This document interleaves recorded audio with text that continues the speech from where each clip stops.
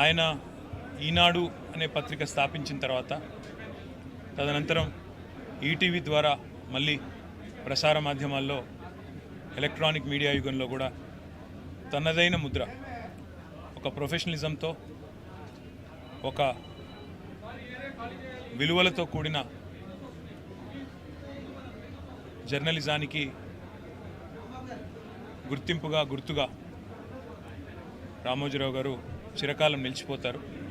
తెలుగు భాషని ఆయన అభిమానించిన విధానం, తెలుగు భాష అభివృద్ధి కోసం ఆయన తపన, అదేవిధంగా ఎల్లవేళలా రాష్ట్రం బాగుండాలి, దేశం బాగుండాలి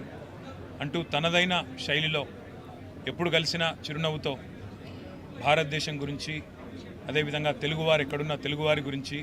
తెలంగాణ గురించి, ఆంధ్రప్రదేశ్ గురించి నాతో ఎన్నో సందర్భాల్లో గొప్పగా చాలా విషయాలు